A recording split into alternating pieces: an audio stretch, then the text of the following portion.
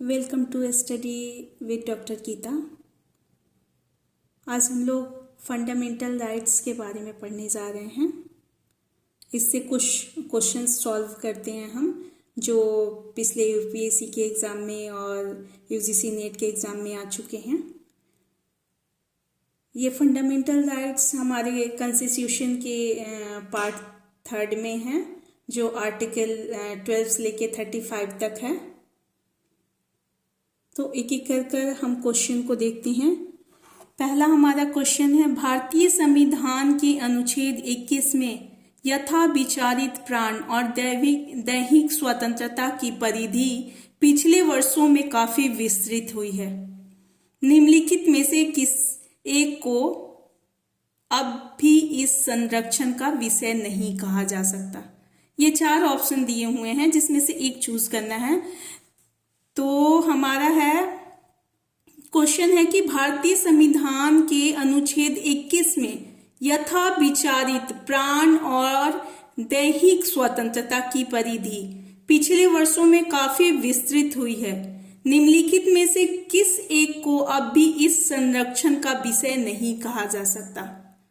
तो हम देखते हैं कि किसी समझौते के अधीन बोनस अथवा महंगाई भत्ते पर दावे का अधिकार, इसे संरक्षण का विषय नहीं कहा जाता है। भारतीय संविधान के अनुच्छेद 21 में यथा विचारित प्राण और दैहिक स्वतंत्रता की परिधि पिछले वर्षों में काफी विस्तृत हुई, जिसमें अच्छे स्वास्थ्य का अधिकार, बंधुआ मजदूर, मुक्ति के बाद पुनर्स्थापन का अधिकार, ऐसे साधनों के माध्यम से आजीविका का अधिकार जो अवैध, अनैतिक तथा लोक नीति के विरुद्ध न हो।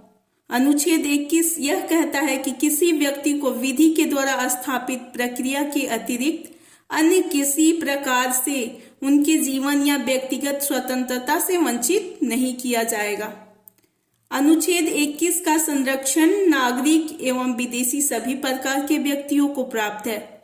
अमेरिका में उचित प्रक्रिया के बिना स्वतंत्रता को नहीं छीना जा सकता। इस वाक्यांश का न्यायालयों ने बड़ा उदार अर्थ लगाया है कि भारतीय स्वतंत्रता का अधिकार विधि द्वारा स्थापित प्रक्रिया के अधीन है।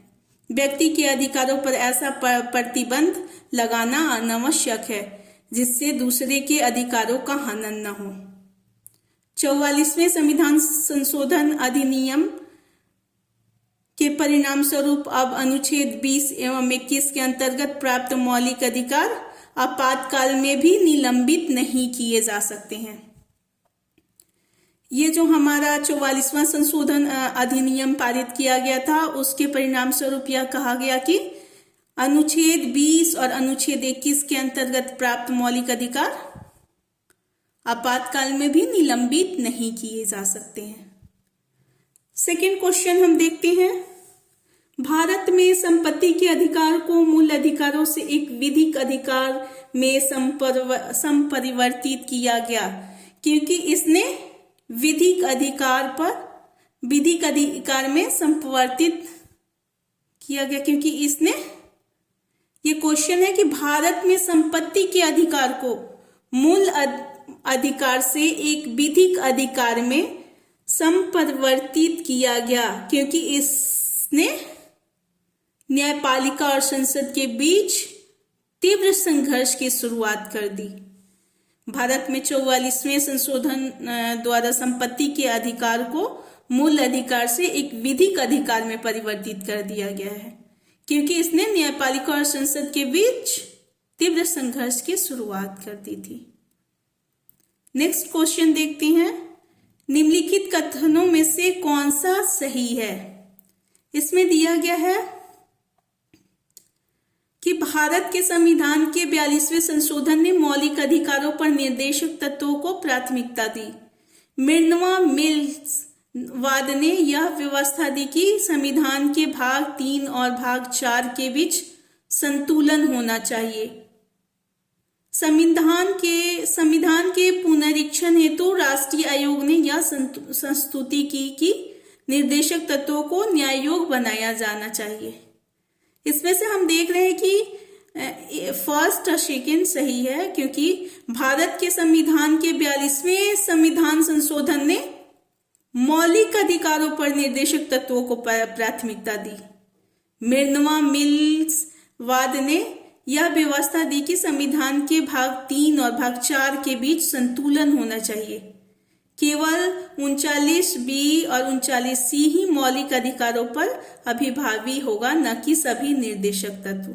अब किसी रूप में अधीनस्थ दर्जे के नहीं रह गए हैं। न्यायालय अब इनमें सामंजस्य देखेंगे और मौलिक अधिकार, नीति निर्देशक तत्व और मौलिक कर्तव्य एक जैसे समविष्ट के रूप में रहेंगे।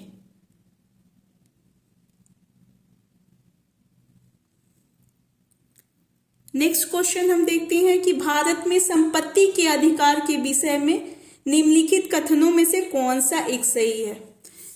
यहाँ पे 4 ऑप्शन देख रहे हैं। पहला ऑप्शन है, यह भारतीय संविधान के अनुच्छेद 301 के अधीन एक कानूनी अधिकार है। यह एक प्रथागत अधिकार है। यह एक नैसर्गिक अधिकार है। उपयुक्त में से कोई नहीं।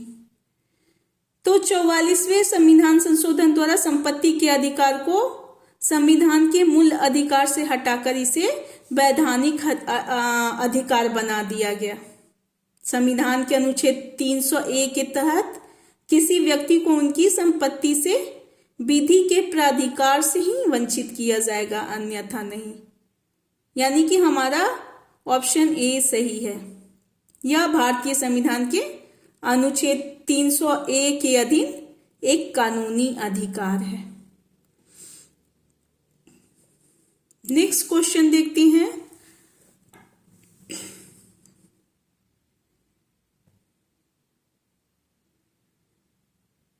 सूची ए से सूची दो को से सूची फर्स्ट से सूची सेकंड को सुमेलित करना है।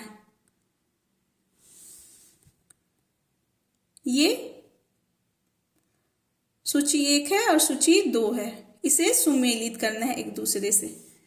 तो सूची 1 में दिया हुआ है परमादेश। परमादेश क्या होता है? किसी व्यक्ति को उसके कानूनी कर्तव्य की पूर्ति के समादेश के लिए। परमादेश होता है किसी व्यक्ति को उसके कानूनी कर्तव्य की पूर्ति के समादेश के लिए। ये हमारा होगा किसी व्यक्ति को उसके कानूनी कर्तव्य की पूर्ति के समादेश के लिए। दूसरा बी में देखते हैं प्रतिषेध।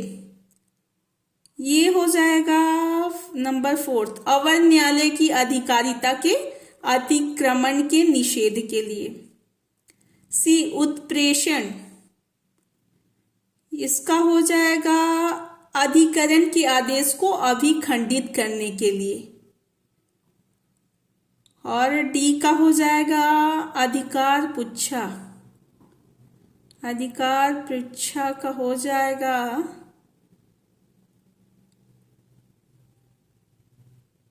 लोकपद के बलात् ग्रहण के विरुद्ध संरक्षण के लिए। यहाँ पे ये 4 दिए गए हैं, जिसमें हमारा सी नंबर सही है, जो क्रमवार दिया हुआ है कि ए का 2, बी का 4, सी का 1 एंड डी का 3rd।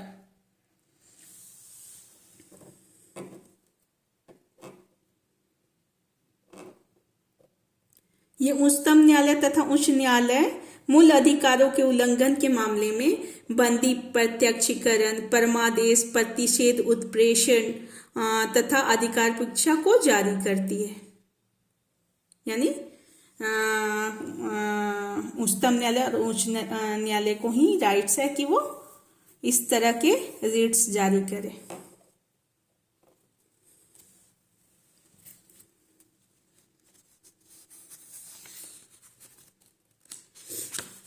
नेक्स्ट हम देखते हैं कि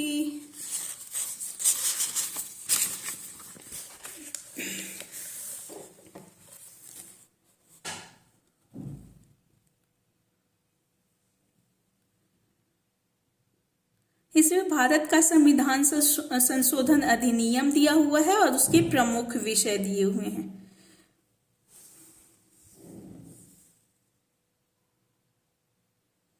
इसे मैच करवाना है। तो पहला दिया हुआ है 19वां संविधान संशोधन। 19वां संविधान संशोधन 11 दिसंबर 1966 को हुआ था। इस संशोधन ने निर्वाचन आयोग के कर्तव्यों के बारे में स्थिति को स्पष्ट करते हुए अनुच्छेद 324 में संशोधन किया। यह संशोधन निर्वाचन अधिकारों को समाप्त करने के लिए और निर्वाचन याचिकाओं के कार्य को उच्च न्यायालय को अंतरिम करने के लिए पारित किया गया था। दूसरा जो है 25वां संविधान संशोधन 20 अप्रैल 1971।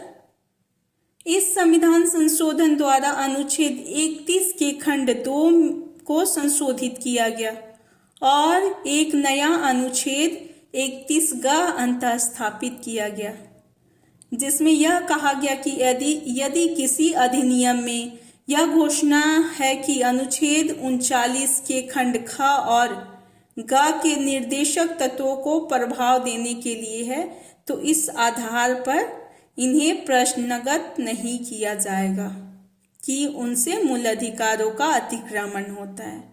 सर्वोच्च न्यायालय ने इस संशोधन को अनुच्छेद 31 ग के घोषणात्मक भाग को छोड़कर वैध घोषित किया है। नेक्स्ट है 31वां संशोधन जो 7 अक्टूबर 1974 को किया गया था। इसके द्वारा लोकसभा में निर्वाचित स्थानों की संख्या को बढ़ा दिया गया। उसके बाद है 45वां संशोधन जो 14 अप्रैल 1980 को किया गया।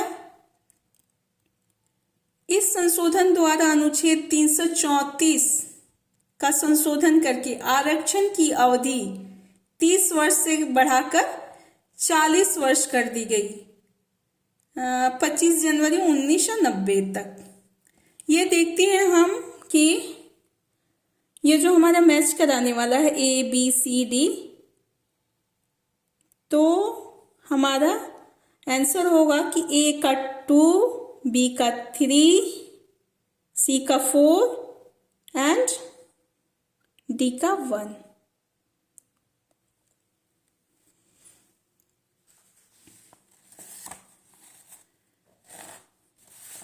ये fundamental rights and fundamental duties, ये हमारे संविधान के मुख्य भाग हैं।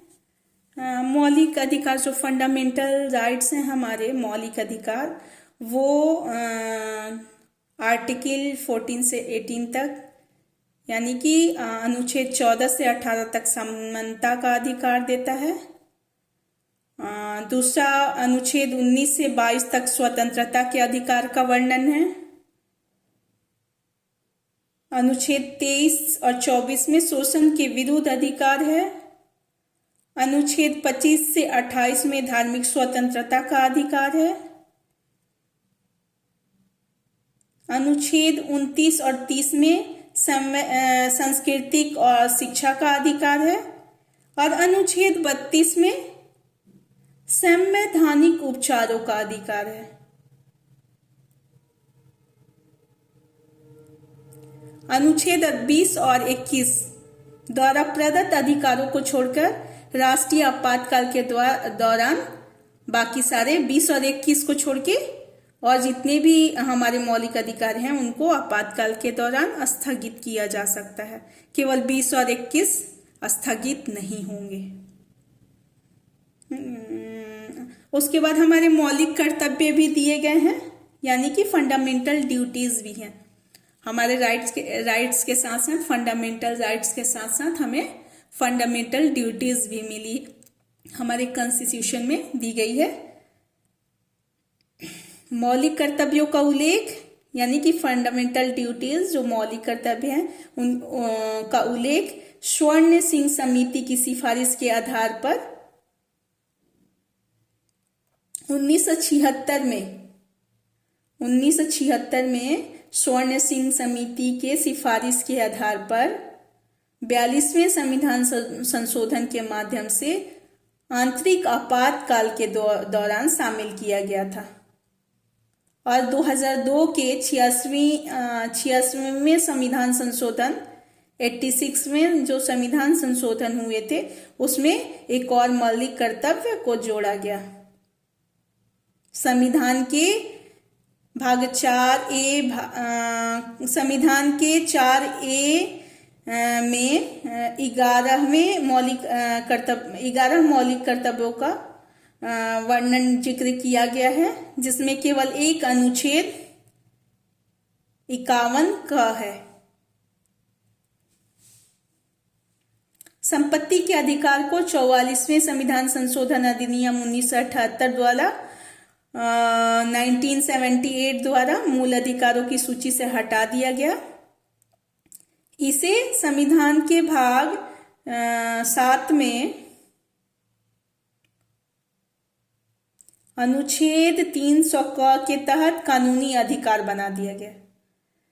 इस तरह फिलहाल 6 मूल अधिकार हैं। 7वां जो संपत्ति का था अधिकार उसे हटा दिया गया, तो हमारे मौलिक अधिकार 6 ही बचे। भारतीय संविधान में मूल कर्तव्यों को पूर्व रूसी संविधान से प्रभावित होकर लिया गया। नागरिकों के मूल कर्तव्य संबंधी वर्मा समिति जो 1999 में बनी थी ने कुछ मूल कर्तव्यों की पहचान की और उनके क्रियान्वयन के लिए कानूनी प्रावधानों को लागू करने की व्यवस्था की। इस प्रकार हम देखते हैं कि मूल अधिकारों से संबंधित क्वेश्चन हमारे एग्जाम्स में आते हैं, यूपीएससी के एग्जाम में भी आते हैं, यूजीसी नेट और अदर्स जितने भी कॉम्पिटिटिव एग्जाम हैं तो फंडामेंटल राइट्स से क्वेश्चन आते ही आते हैं।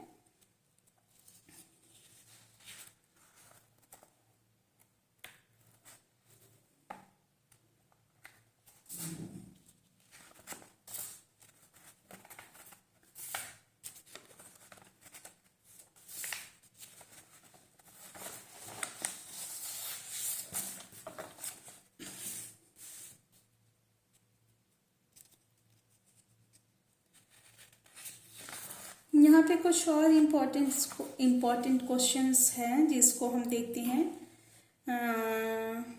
जिसका सीधे आंसर मैं बता देती हूँ कि 42वें संविधान संशोधन अधिनियम 1976 को मिनी कॉन्स्टिट्यूशन कहा जाता है। केशवानंद भारती मामले जो 1973 में हुआ, सर्वोच्च न्यायालय ने व्यवस्था दी थी कि अनुच्छेद 368 के तहत संसद को मिली संवैधानिक शक्ति संविधान के मूल ढांचे को बदलने की अनुमति नहीं देती। मूल रूप से 1949 संविधान की एक प्रस्तावना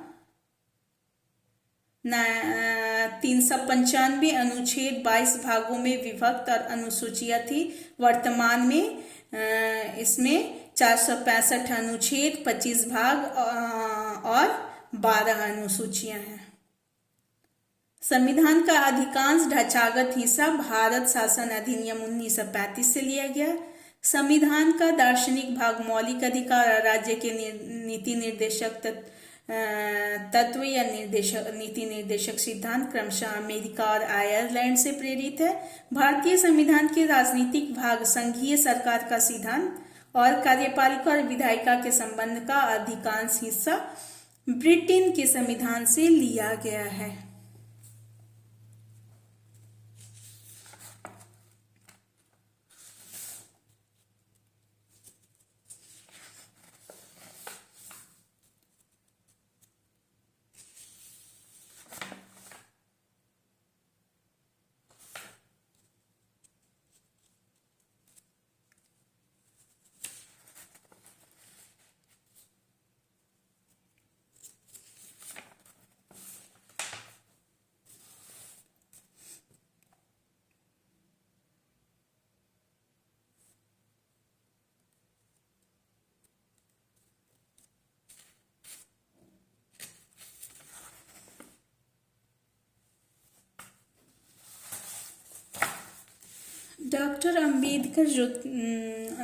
डॉक्टर अंबेडकर ने मूल अधिकारों से संबंधित संविधान के भाग 3 को सर्वाधिक आलोचित भाग कहा था। सर्वाधिक आलोचित भाग मौलिक अधिकार को किसने कहा था? डॉक्टर भीमराव अंबेडकर जी ने कहा था।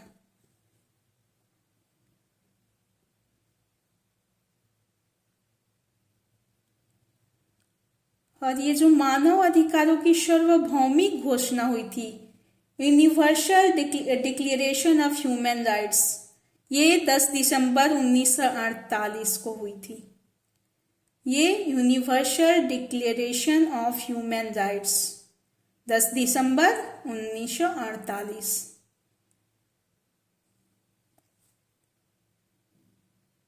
दिसंबर 1948 को हमारा universal declaration of human rights यानी कि मानव अधिकारों की सार्वभौमिक घोषणा की गई थी।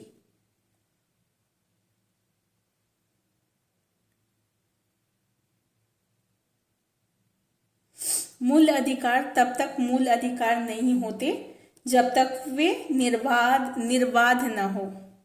मूल अधिकार निर्बाध है का अर्थ यह है कि मूल अधिकार पक्षकारों के बीच समझौता द्वारा उत्पन्न होते हैं, जबकि मूल अधिकार विधि की देन है।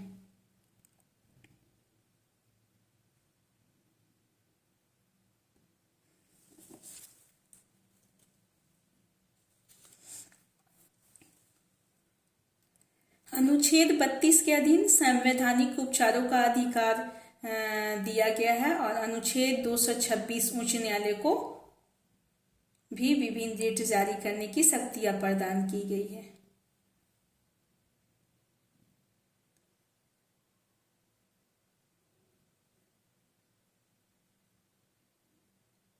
उच्चतम न्यायालय अनुच्छेद 32 के द्वारा और उच्च न्यायालय अनुच्छेद 226 के द्वारा जो कि किसी विधि को मूल अधिकारों के उल्लंघन होने के आधार पर गैर संवैधानिक या अवैध घोषित कर सकता है। इस प्रकार हम देखते हैं कि मौलिक अधिकार यानी कि fundamental rights and fundamental duties यानी मौलिक कर्तव्य हमारे लिए दोनों ही बहुत ही महत्वपूर्ण हैं और जिससे हमारे किसी भी कम्पिटिटिव एग्जाम में क्वेश्चन आते ही आते हैं।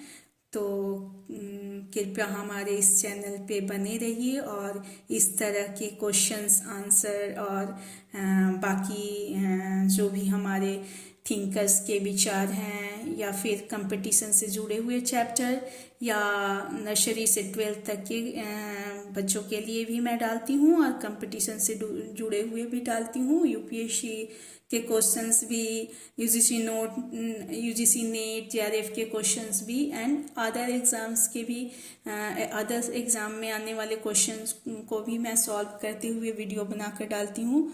तो हमारे चैनल पे प्लीज़ बने रहिए, इस चैनल को सब्सक्राइब कीजिए, वीडियो को लाइक एंड शेयर कीजिए। Thank you.